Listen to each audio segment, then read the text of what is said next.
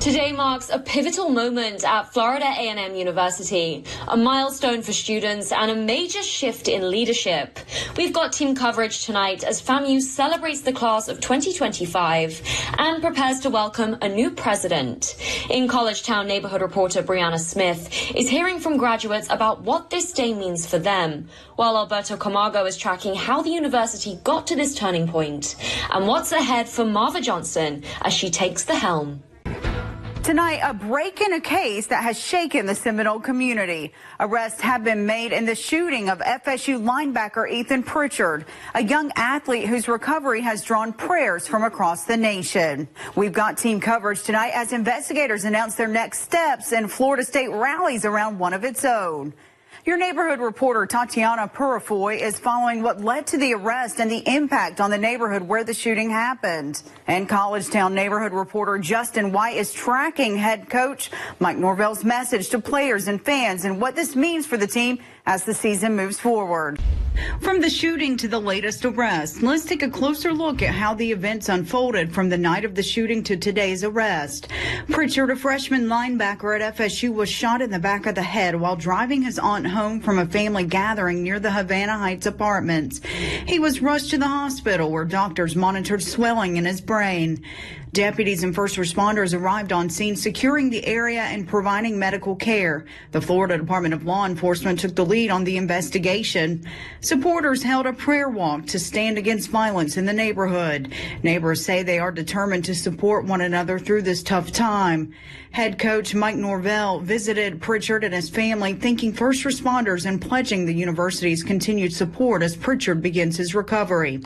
As we mentioned, Wednesday, law enforcement have confirmed 4 arrests in connection with the shooting, marking a major step in the investigation. For the latest on this case, head to WTXL.com.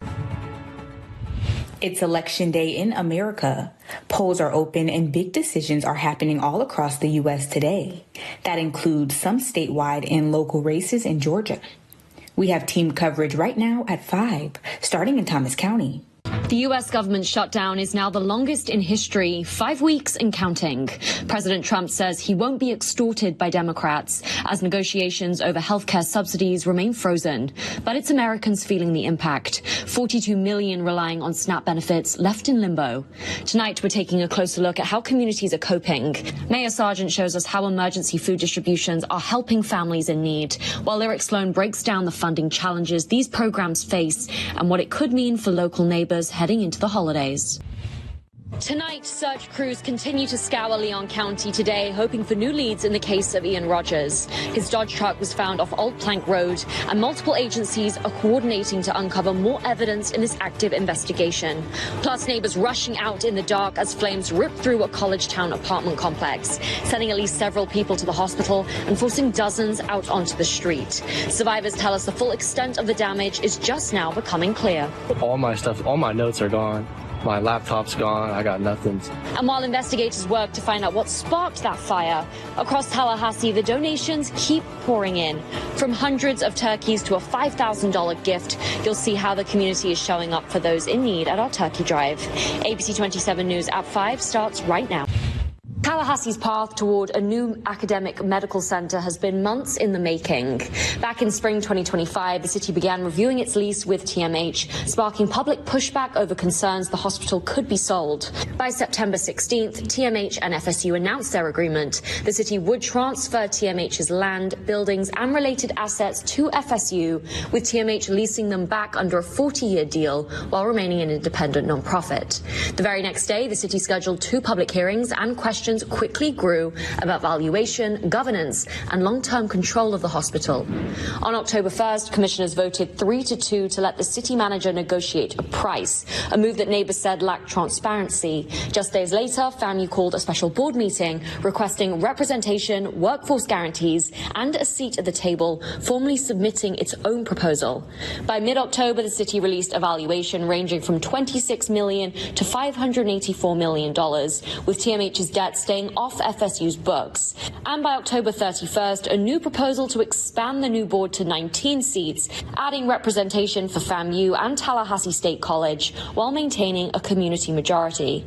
Now, community members will have another chance to weigh in at a town hall on November 18th, focusing on board representation, indigent care protections, and the future of neighborhood health clinics. ABC 27.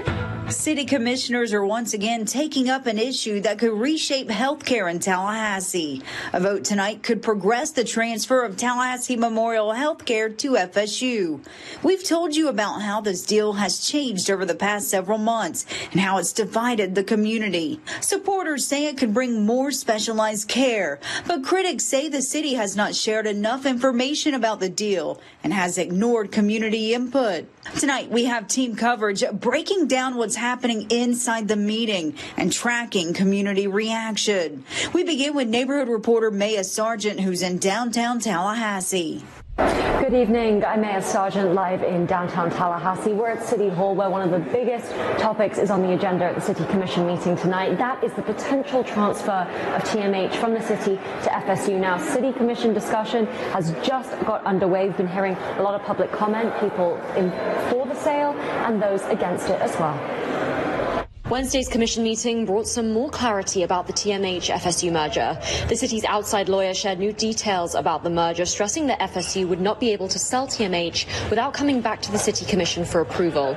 He also said indigent care would remain at TMH, as it has been for several decades. The memorandum essentially just extends that forward. There's no termination date to that, so that's something that FSU would be agreeing to do. Over 24 people have shared their thoughts on this issue. Some FSU students and faculty wearing FSU health stickers shared their support for the deal and its potential impact on the school. We care about access to quality health care and being part of a healthy, vibrant community. Others spoke against the deal. Some are worried about potential state control if FSU starts operating the hospital. I'm asking that we keep the Tallahassee Memorial Hospital a community hospital run by the community and the city commissioners, and not have the state take over that. We're going to continue to listen to commissioner discussion, and if the sale does progress this evening, what do next steps look like? Well, the city will then authorize the final contract between FSU and the city for the potential sale of TMH, and they'll set a final public hearing for March 11th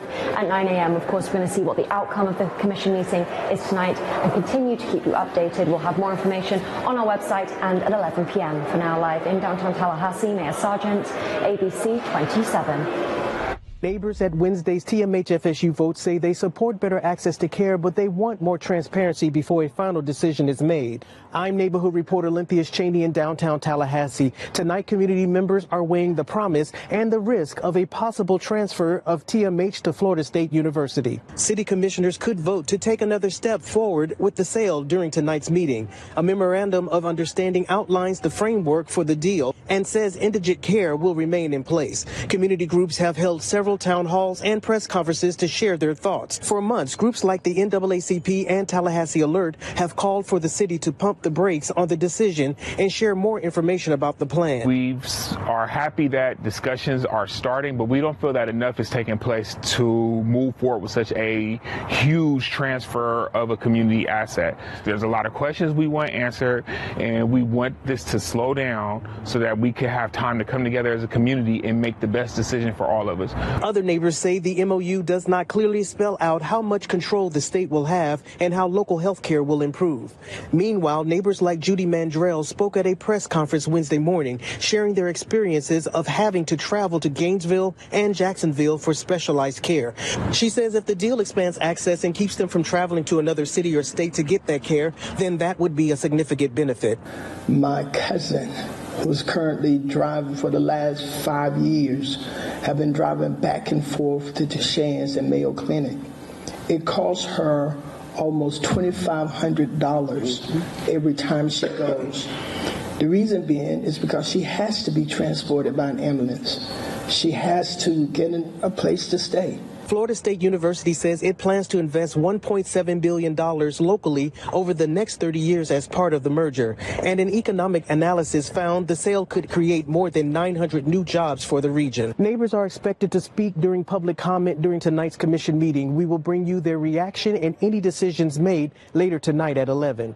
In downtown Tallahassee, I'm Lynthius Cheney, ABC 27. Again, this is a developing story that we've been tracking for months. As we monitor decisions from tonight's meeting, you can scan the QR code on your screen to receive updates and to view our previous coverage on this deal. You can also download our free mobile app or go to WTX